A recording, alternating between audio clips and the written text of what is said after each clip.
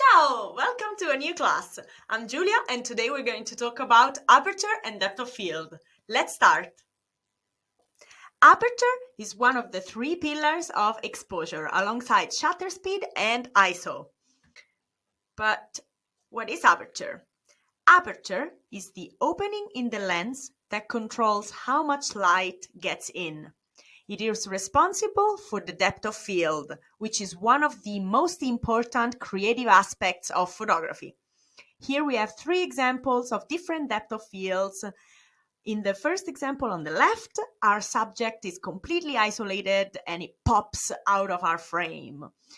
While in the middle one, we have a little bit more detail in our background and some of the elements in the background are also a little bit more sharp. And in the third example, everything is sharp. It's a top-down shot. We shot this at a narrow aperture and all our details are sharp. But let me explain. As I mentioned, aperture controls how much light gets in. How much light does the lens let into the camera? It's like a water tap. The wider we open the tap, the wider our aperture, the more light gets in. The closer the aperture, the less light gets in. Aperture is measured by an F followed by a number. The smaller the number, the wider the aperture. The bigger the number, the smaller the aperture. So to recap, a small number equals a large aperture, which means more light gets in. A big number equals a narrow aperture, which means less light gets in. So aperture not only controls depth of field, but also it controls exposure. How do we set the aperture on our camera? So we can set it in aperture priority mode, which is a semi-automatic mode where you decide the aperture and the ISO, and the camera will automatically set the shutter speed or the shutter speed to achieve the correct exposure for your scene. You can also set and decide what aperture to use in manual mode, because obviously in manual mode you're able to decide what aperture, what ISO, and what shutter speed you're going to use, and the camera will not do anything automatically. Now, the maximum aperture that you can set depends on the lens that you're using. Some lenses have a wider maximum aperture, like for example f1.4 or 1.8, and those lenses are called fast lenses. The faster the lens, the more light that lens is able to let in. And generally, the faster the lens, the more expensive the lens. However, there are some exceptions, like our Nifty 50, which is one of the best lenses for food photography. Generally speaking, the Nifty 50 has a maximum aperture of 1.8. Obviously, there are 50s with an aperture of 1.4, 1.2, etc. Obviously, the wider the aperture that they have, the more expensive they are. But the Nifty 50 with a maximum aperture of f1.8 is one of the perfect lenses for food photography. It's very fast and it's also fairly cheap in photography terms. Some zoom lenses don't have a fixed maximum aperture. What does it mean? It means that a different focal length, the maximum aperture changes. If you're shooting with a cheaper lens, like a kit lens, which is normally like the 18 to 55 millimeters, then you will see that there are two numbers on your lens, and those two numbers are your two maximum aperture. So at 18 millimeters, you have a maximum aperture of 3.5, while if you zoom in at 55 millimeter focal length, then you have a maximum aperture of 5.6. So that's to give you an example of a maximum aperture that changes based on the zoom and based on the zoom lens that you use and the focal length that you use. If you're working with, for example, a 24-70, which is one of my favorite lenses, oh well, that's got a fixed maximum aperture of 2.8, so it's a fast lens. It means that if I'm shooting wide open at 24 millimeter in terms of focal length, and I'm shooting a wide angle frame, my maximum aperture is 2.8. And if I'm zooming in and I'm closing in at 70 millimeters, so a little bit of a tele lens thing there, my maximum aperture is still 2.8. And that is a very, very powerful thing. And it's a very useful thing for a lens. It's a quality in a lens. More expensive lenses, again, like the 24-70, will have a fixed maximum aperture. So even if you're shooting at 70, you will have a fast aperture. Here is a visual example of how aperture changes our exposure. If we keep our ISO and our shutter speed fixed at 101/200 of a second, and we only change the aperture with a smaller number, so a lower f number, we have a wider aperture, which means more light gets in, and our image is brighter in terms of exposure. In this example on the right, I closed my aperture, so we have a higher f number. The aperture is more narrow, therefore less light gets in, and therefore my image is darker. So here is a visual example of how aperture changes the exposure, as long as we don't change any of the other settings. Obviously, you can compensate for aperture, for exposure with one of the other two settings. But if the other two settings, ISO and shutter speed, if they stay exactly the same and we only change the aperture, then we let in more light or less light. Now, this is one of my favorite topics, the depth of field. Why is it one of my favorite topics? Because it's like one of the best ways to have creative control over your images. What do I mean by that? So the depth of field, generally speaking, is how much of your image is in focus and how much of the image is blurry. So you might have heard the word bokeh. What is bokeh? Bokeh is basically the shape and the softness of the blurred part of your image. And why is this creatively important? Because by changing our depth of field, we can completely change the story of our image. If we want everything to be sharp, or if we want our subject to pop and be isolated from the background. So this is creatively very important, and it's also very important for the storytelling. And I will explain a little bit about this later in the slides. So the depth of field, not only is it affected by our aperture, but it's also affected by other things, such as the focal length.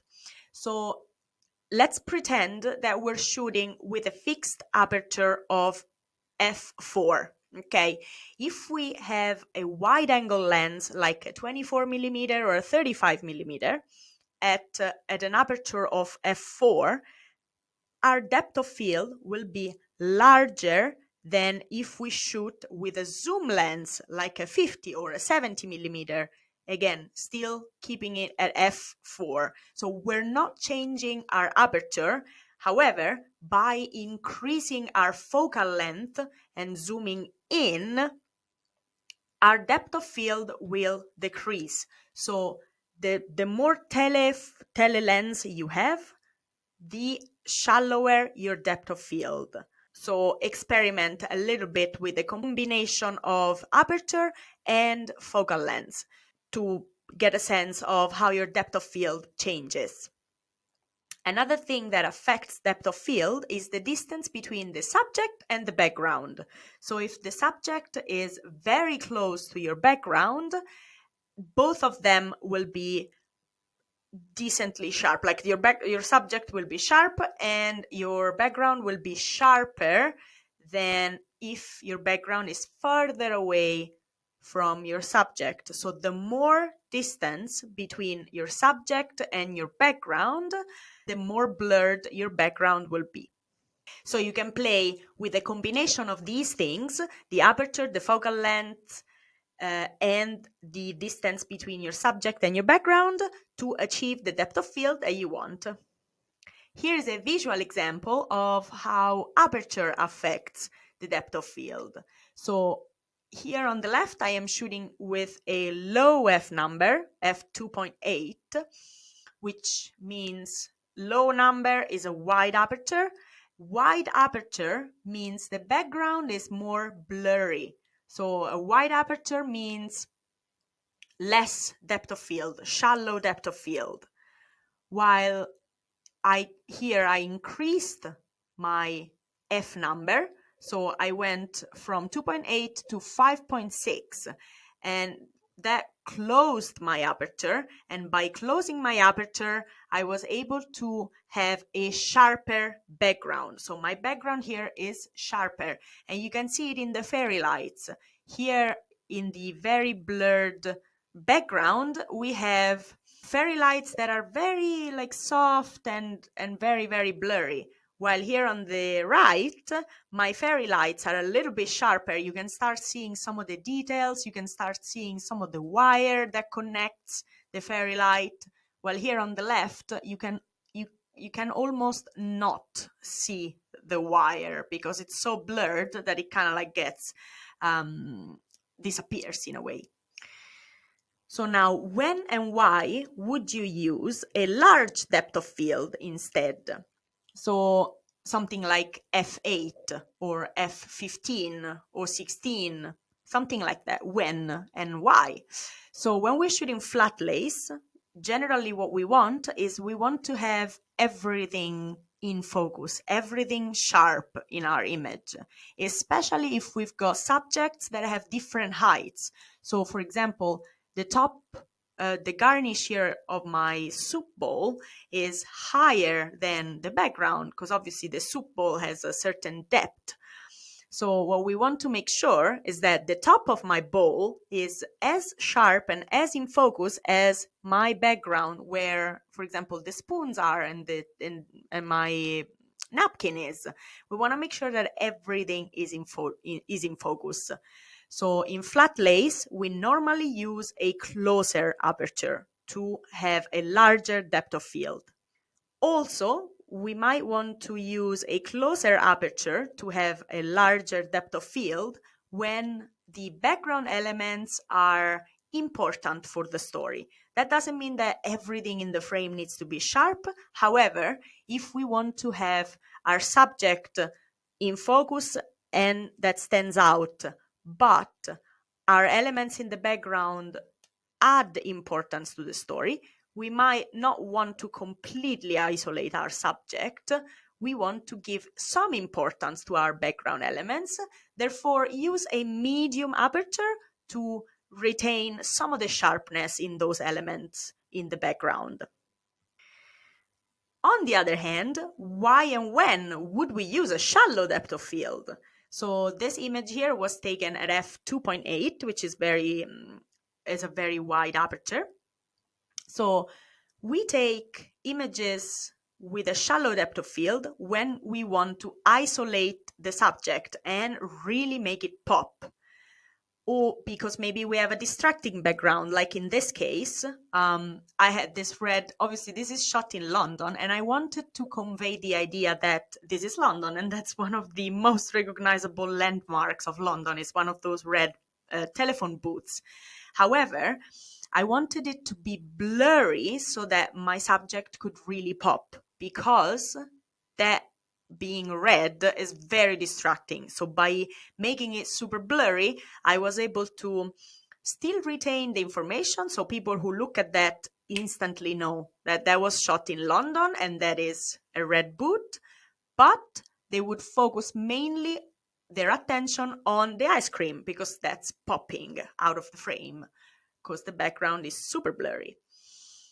Also, another reason why we would use a shallow depth of field is to create fairy lights, and I have a slide about this in a second. Now, always be careful and pay attention because extreme apertures are generally trouble. What do I mean by this? This image was shot at 2.8, which is again very wide, and you can see there's very visible vignetting around my subject. What is vignetting? Is the edges of my frame are very dark. They're a lot darker than the center of my frame. So at extreme apertures, meaning wide open or tiny, super closed apertures, we have some optical issues. Our lenses create some optical disturbances. When we shoot at very tiny closed apertures, what happens? We have this diffraction.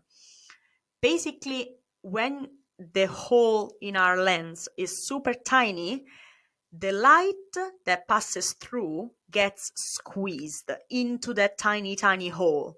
And by doing that, it loses sharpness. So what happens is visually, if you take two images, one at f8 and one at f16, the one at f16 might actually be less sharp than the one shot at f8, the subject at least.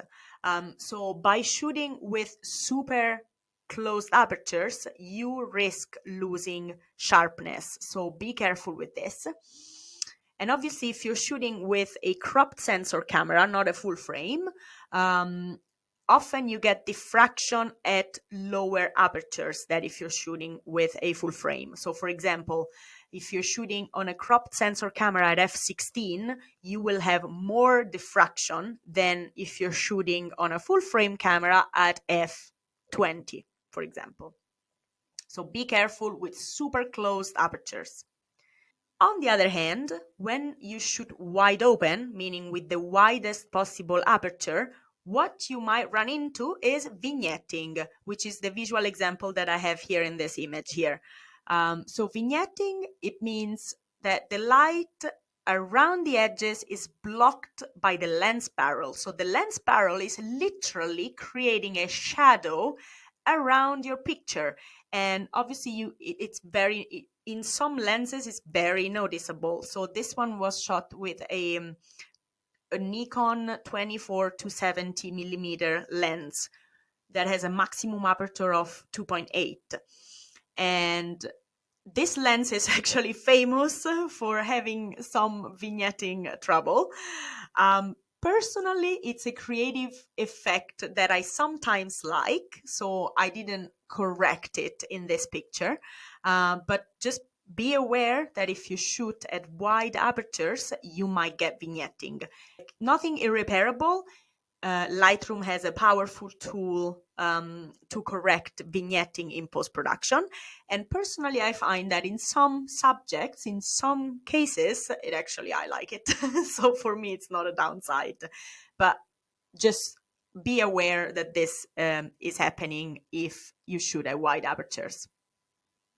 Now, creative apertures. So there are some apertures that give us some really interesting and creative effects on our images. For example, starburst and again the bokeh and the fairy lights.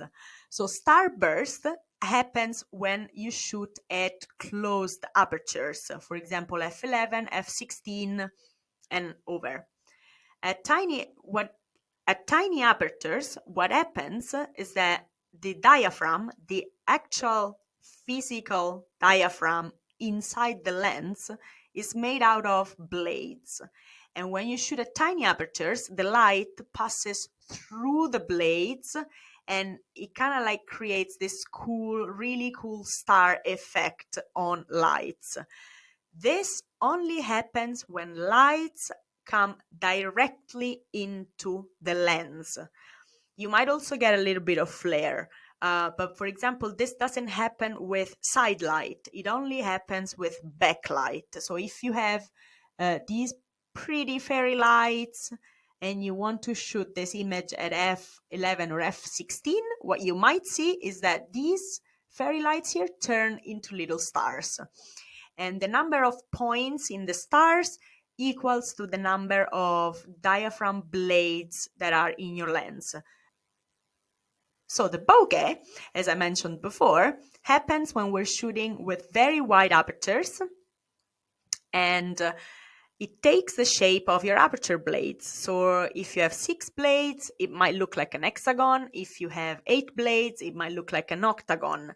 However, it's generally rounder at wider apertures. So here I was shooting at f4, and you can see that my bokeh doesn't really have a shape, hexagon or octagon or nothing like that. It's more like a round little dot of light, which is very, very cute.